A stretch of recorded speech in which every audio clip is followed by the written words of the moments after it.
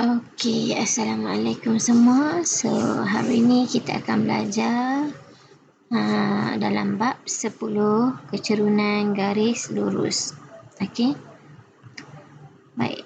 First kali kita kena tahu apa itu kecerunan. Okey, kamu boleh rujuk dalam buku teks kamu tentang bab ini. Okey, kecerunan adalah kecuraman dan arah kecondongan. Okey, kalau kamu perhatikan ada gambar rajah di situ. Okey. Kamu boleh tengok gambar rajah tu ada bukit yang dilalui oleh Farid dan Afif semasa berbasikal. Okey, dia orang naik bukit semasa basikal. Okey, ketika mereka mendaki laluan C, okey, laluan di C ini, okey, mereka berasa sangat sukar untuk meneruskan kayuhan. Okey, kerana apa rasa sangat sukar? Kerana dia curam. Okey, dia terlalu curam, maka semakin curam suatu tempat itu. Okey, apabila kamu buat kayuhan nak naik basikal, so dia akan jadi rasa semakin susah lah, sebab keadaan dia condong dia tinggi. Kecondongan dia tu terlalu tinggi. Okey. So kecuraman merupakan satu garis lurus yang dapat dilihat dari nilai kecerunan. Semakin besar nilai mutlak kecerunan, semakin curam garis lurus tersebut. Okey. So, tanda positif atau negatif pada nilai kecerunan menunjukkan arah kecondongan garis lurus tersebut. Baik, kamu tengok contoh. Sekarang tengok contoh, kamu akan lebih jelas. So, perhatikan gambar rajah di sebelah, bandingkan arah kecondongan dan juga kecuraman antara garis MN dengan KL. Okey. Kamu buat perbandingan garisan di sini dan garisan di sini. Alright. Tengok. Buat kesimpulan daripada rajah tersebut. Kalau kamu tengoklah sekarang ni. Okey, naik tangga kat sini. Okey, nampak tangga? Berapa darjah? 30 darjah. Okey, yang ni pula berapa darjah? 45 darjah. Okey, antara kedua-dua sudut tersebut, sudut mana paling tinggi? Okey, garisan SL, sudut paling tinggi. Okey, untuk pengetahuan kamu, semakin tinggi sudut satu garisan, okey, suatu sudut di situ, maka semakin curamlah dia. So, yang mana satu kecerunan paling tinggi? Jawapan kamu ialah pilih yang sudut paling tinggi, iaitu 45 darjah. Okey, tengok penyelesaian dia buat. Garis KL mempunyai kecondongan yang lebih tinggi berbanding dengan garis MN. Sebab apa? Semakin besar nilai sudut, semakin tinggi nilai kecerunan dia. Jadi, garisan KL itu lebih curam berbanding dengan garisan MN. Sebab apa lebih curam? Sebab sudutnya lebih tinggi. Boleh faham kan? Alright, now kamu tengok pula yang ni. Kecerunan ialah nisbah jarak mencancang kepada jarak mengufuk. Okey, ingat balik tak? Kita belajar sebelum ni jarak mencancang dengan mengufuk. Macam mana mencancang, macam mana mengufuk? Okey. Ingat kita belajar koordinat dulu, ada satah catus. Betul tak? Mana garisan mencancang, mana garisan mengufuk. Okey, satah catus kita belajar. X adalah garisan mengufuk, Y adalah garisan mencancang. Okey, so garisan mencancang adalah garis yang menegak. Garisan mengufuk adalah garisan yang mendatar. Okey, so kalau kamu perhatikan, dia kata kecerunan ini merupakan nisbah jarak garis mencancang dengan jarak garis mengufuk. So now kamu tengok gambar rajah dia bagi. Okey, gambar rajah sebelah menunjukkan kanak-kanak sedang menuruni papan gelongso di taman permainan. Sepanjang garis lurus yang menyambung titik A dan titik B adalah setinggi 2 cm. So, kamu tengok A ke B ni 2 cm. Okey, panjang garis lurus yang sambung titik C ke B pula adalah 3 cm. So, CB ialah jarak mengufuk. Okey, yang ni adalah jarak mengufuk dan AB adalah jarak mencancang. Okey, boleh tak? So now, kamu hanya perlu kenal pasti mana jarak mencancang, mana jarak mengufuk. So, previous balik dulu kita belajar koordinat X, Y. Kita dah belajar Y ini jarak mencancang, X ini jarak mengufuk. Okay, now kita tengok tentang rumus kecerunan. Okay, rumus kecerunan iaitu yang disimbolkan dengan huruf M. Okay, kecerunan M sama dengan jarak mencancang per jarak mengufuk. Okey, kamu tengok ni dia lukis pula kat kamu. Koordinat dulu-dulu. Okay, kamu belajar kan. Okey. Y, nampak? Ini adalah jarak apa? Mencancang. X, ini jarak apa? Jarak mengufuk. Okey. Perubahan Y iaitu jarak mencancang. Perubahan X iaitu jarak mengufuk. Makna kata kamu akan ambil panjang jarak mencancang berapa cm dibahagikan dengan panjang jarak mengufuk. Okey, now kita tengok contoh. Daripada rajah di bawah, tentukan kecerunan garis lurus bagi PQ dan BC. Perihalkan kecerunan garis PQ dan BC tersebut. Okey. So, penyelesaian ni, dia tak, okey, anggap ini tak nampak lagi ya. Okey, dia bagi soalan macam ni saja kat kamu. Ini soalan ni saja. Okey. Now kamu tengok A, ada ke nilai apa-apa dia bagi? Tak ada. B pun tak ada nilai apa-apa yang dia bagi. So macam mana kamu nak buat? Okey, kamu bilang berapa unit, berapa kotak-kotak yang ada. So kita bilang start di sini. 1, 2, 3, 4. So sini adalah 4. 4 ini mewakili jarak apa? Mencancang. Sebab apa mencancang? Sebab ini adalah garisan yang menegak. Okey, now bilang pula dekat Q ni. Berapa? 1, 2, 3.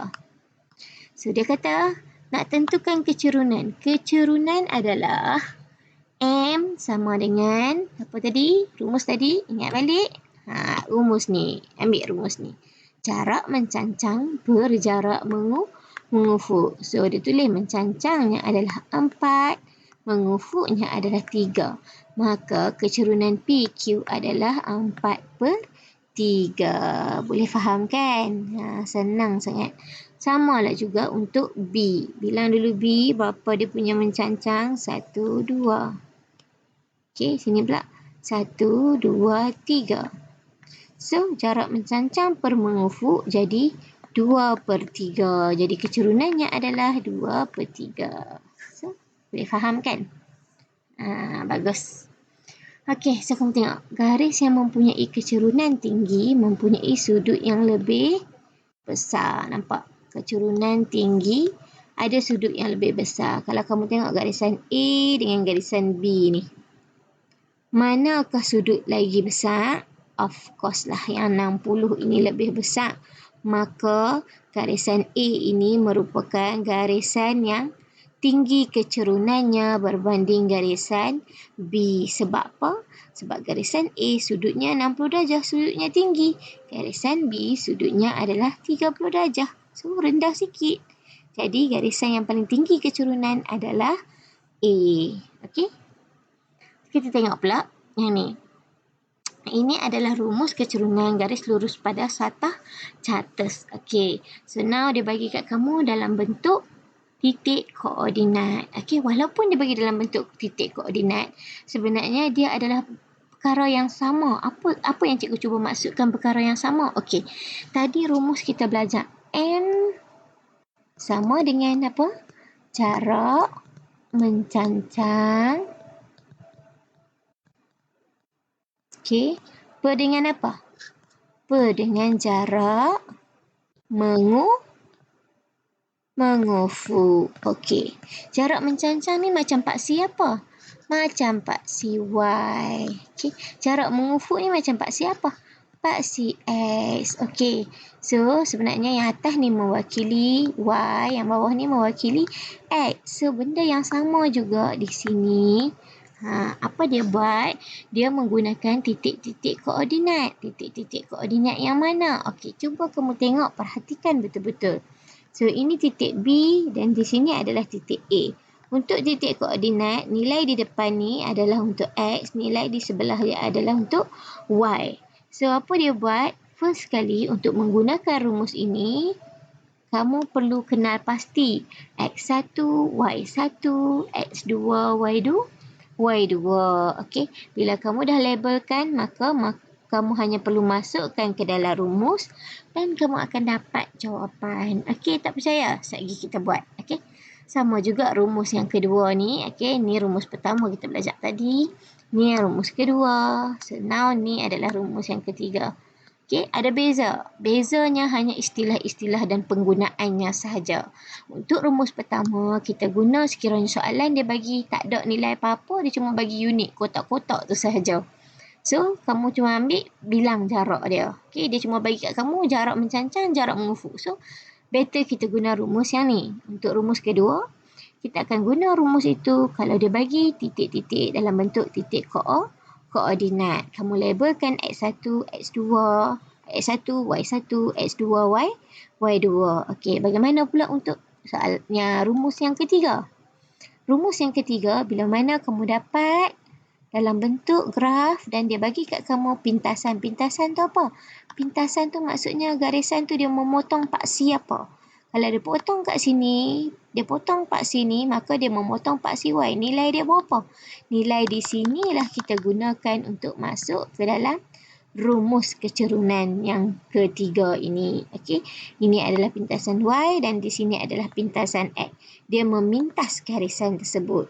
So, apa rumus dia? M sama dengan negatif. Okey, wajib kena ada negatif. Kenapa? Itu memang rumus dia kena ada negatif. Okey, boleh kan? Boleh faham kan? Okey, seterusnya. Kita tengok yang seterusnya. Contoh 4. Tentukan kecerunan bagi pasangan koordinat berikut. Okey. So, sekarang ni kita cuba tengok dalam contoh 4. Dia minta kamu tentukan kecerunan. Dia dah bagi kat kamu titik koordinat. Jadi, apa yang kamu perlu buat? Okey, first kali kamu labelkan dulu. Okey, untuk titik A ni X1, Y1, X2, Y2. Okey. Kemudian, masukkan ke dalam rumus M sama dengan Y2 tolak Y1 per X2 tolak X1. Okey, so masukkan nilai-nilai dia. M sama dengan Y2 berapa? 7. Tolak Y1 berapa? 1. Bahagi X2 6. Tolak X1 3. Okey. Kemudian cari lagi. Selesaikan. Okey, cari nilai dia. 7 tolak 1 dapat 6. 6 tolak 3 dapat 3. So, perkecilkan, dapatlah nilainya 2. Okey, tengok jawapan dia. Boleh faham kan? Okey.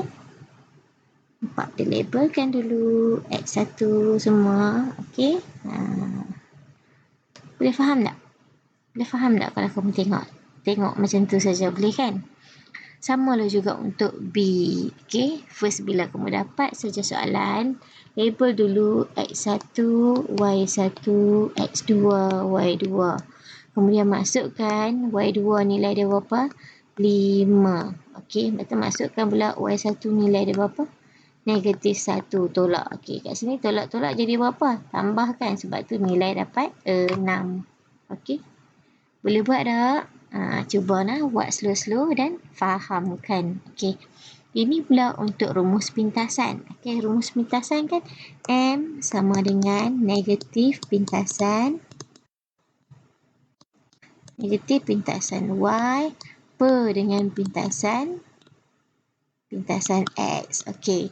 So, macam mana kita nak kenal pasti pintasan Y? Tengok garisan ni memintas pada koordinat Y dia 8. So, 8 ni adalah pintasan Y. Okey, ni pula memintas kepada negatif 5. So, negatif 5 ni adalah pintasan X. Masukkan negatif pintasan Y 8 per dengan negatif 5. Negatif-negatif jadi positif. So, kecerunannya adalah 8 per 5. Mudah sangat. Okey. Sama juga untuk soalan B. Okey, kalau kamu perhatikan di sini, dia potong dekat nilai dia 4. Itu pintasan Y. Okey, pintasan X pula 3. Jadi, dia masukkan formula negatif pintasan Y 4 per dengan 3. So, kecerunannya M sama dengan negatif 4 per 3. Okey, done.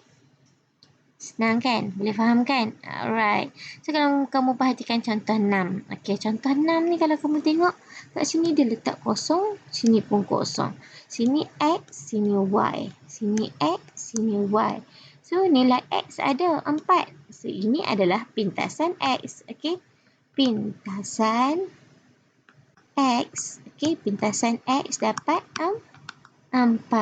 Pintasan Y dia pula, nampak? Ini adalah pintasan Y.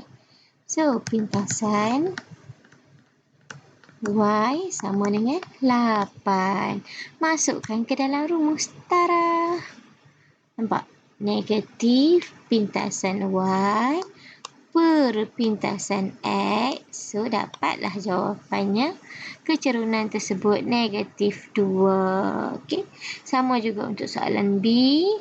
Ni dia bagi kosong, sini dia bagi kosong. So, kita labelkan XY, XY. Y ni kosong maksudnya ni adalah pintasan bagi X. Yang ni pula adalah pintasan bagi Y. Masukkan ke dalam rumus dia negatif pintasan Y per dengan pintasan X. So, dapatkan nilai dia. Setakat ni jelas tak? Okey. Tengok contoh 7. Contoh 7, dia bagi soalan penyelesaian masalah sikit. Okey, dia bagi kat kamu graf, nampak? Dan dia minta kamu hitung kecerunan untuk garis AB dan juga PQ. Okey, so apa lagi? Senang sangat. Kamu tengok AB, sini dia memotong paksi, nilai dia 2. Paksi Y nilai dia 2. So, itu adalah pintasan Y. Pintasan Y dia 2. So, pintasan X dia adalah 3. Negatif 3. So, ingat, ujung ni dah ada negatif. Bertemu dengan negatif, nilainya akan jadi positif. So, untuk garisan AB, kecerunannya adalah 2/3. Senang. Kita tengok jawapan. Tara! Betul tak 2/3? Senang kan? Okey. Ni negatif 1 ni sebenarnya kena duduk sana. Silap dia main belah tepi ni. Okey. Ini pula kalau kamu tengok, dia potong dekat paksi Y 3. Okey. So, 3. Yang ni pula dia potong paksi X 3 kat bawah. So, 3. Negatif ni memang kena ada. Betul? So, negatif 3/3. Sebab tu jawapan dia negatif 1. Okey ke? Alright, kalau kamu perhatikan dalam buku teks kamu juga ada di sini. Ini adalah tips. Okey, kamu tengok muka sedih macam ni, kamu ingat. Okey, untuk garisan yang garis dia macam ni, nilai kecerunan dia bernilai positif. Untuk garisan dia, garisan yang macam ni, nilai kecerunan dia adalah bernilai positif. Okey, untuk graf garisan dia yang macam ni, saya ingat macam ni pula. Nilai dia adalah bernilai, kecerunannya bernilai negatif. Okey. Untuk garisan yang menegak ni, kecerunannya adalah infinity. Tak terkira, tak tertarif dia punya kecerunan. Okey. Kalau kata dari sini terjun, jatuh mati ni. Kan? Sebab apa? Terlalu cerun ni. Macam mana ni nak naik pun tak boleh. Spiderman je boleh naik ni. Okey. Okey, macam mana pula kalau garisan macam ni? Ini adalah garisan yang mendatar. Tiada kecerunan. So, kecerunan dia apa? Sifar. Kosong. Okey. Boleh tak? Boleh faham kan? Alright. So, kalau kamu boleh faham. Okey, di sini contoh 8. Dia minta kamu cuma kenal sahaja mana kecerunan positif, mana kecerunan negatif, okey. Mana yang kecerunan tak tertakrif, infinity garis dia, mana yang tiada kecerunan, sifar kecerunan dia, okey. Ingat balik gambar macam ni tadi. Lukislah, betul ke tambah sini? Salah. Okey. Positif sebelah kiri, sini positif, Ini negatif. Ingat balik bentuk muka dia. Okey. So, tengok graf garisan macam ni. Semua nilai dia positif. Okay, mari kita cari. Ini positif. Ni positif. Ada lagi tak?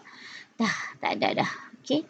So, yang tu adalah nilai-nilai yang positif. Okey. Yang ni pula. Kita cari pula nilai negatif. Okey, negatif mana? Ni negatif, yang ni negatif, yang ni pun negatif. Okey, sebab dia condong ke sebelah mana? Kanan. Okey, so nilai dia adalah negatif. Kanan ke kiri? Kiri. Tengok ni.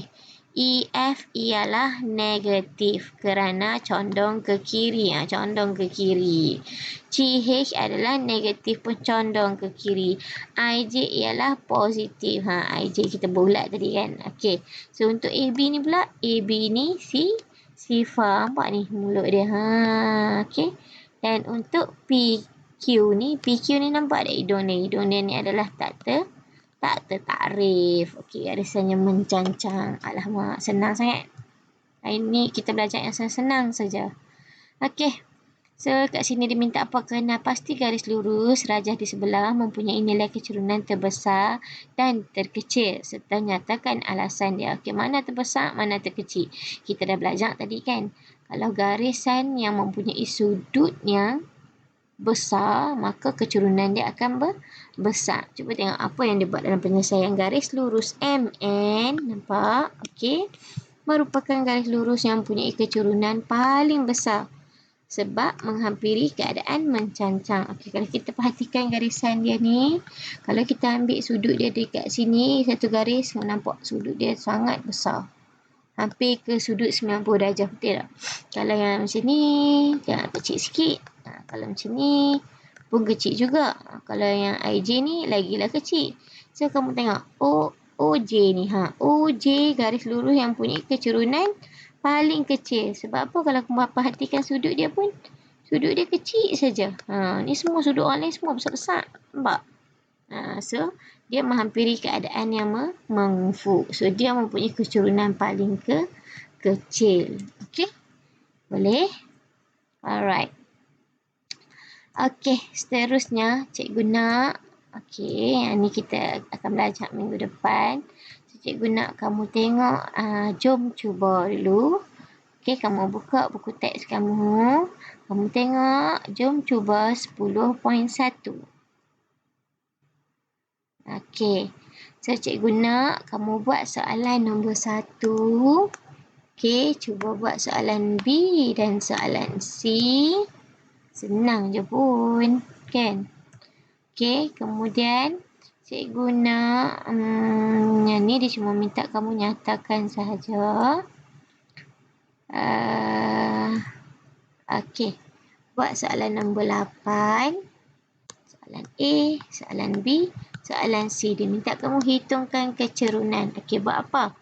Rumus yang pertama. Bagi tips siap-siap kat kamu. M sama dengan apa? Jarak mencancang dengan jarak mengufuk. Mana mencancang? Yang straight, yang tegak. Mana mengufuk? Yang mendatar. Ni mewakili Y, yang ni mewakili X. Kalau dekat atas-atas, ni Y, ni X. Okey? Buat soalan nombor 8. Kemudian cikgu nak kamu buat soalan nombor 9. Okey? Buat nombor 9. Okey, Kak Cikgu, kenapa dia bagi satu je titik koordinat cikgu? Macam mana nak kira? Nak guna rumus M sama dengan Y2 tolak Y1 per X2 tolak X1. Ni koordinat satu je. Okey, perhatikan elok-elok. Titik dekat sini, apa koordinat dia? Koordinatnya adalah 0, 0. Sama juga titik di sini pun koordinatnya 0, 0. Okey. So, kena bijak sikit. Mata tu kena terbuka sikit. So, tetap ada dua koordinat. Jadi, buat soalan nombor 9. Boleh tak? Lama cikgu banyaknya. Amboi, cikgu bagi kamu masa sampai minggu yang seterusnya. Okey, minggu yang seterusnya, kerja sekolah kamu hantar sampai minggu kita nak belajar pula. Baru cikgu bagi soalan lain pula. Okey, seminggu. Kalau kat sekolah dulu, setiap kali ada kelas cikgu bagi latihan. Betul tak? So, kita dengan PDPR ni, kelas seminggu sekali saja. So, tolonglah jangan malas buat. Kamu nak pandai, kamu buat. Okey, kamu usaha, kamu dapat. Boleh faham tak? Okey. Kemudian kamu buat soalan nombor 11. Okey, nombor 10 ni lebih kurang yang atas saja. So, tak apalah, tak mau buat pun. Okey, buat soalan nombor 11. Gunakan rumus mana pula? Rumus M sama dengan negatif pintasan Y per dengan pintasan X. Okey ke? Itu sahaja untuk minggu ini. Okey, sekian. Terima kasih. Jumpa lagi minggu depan. Assalamualaikum.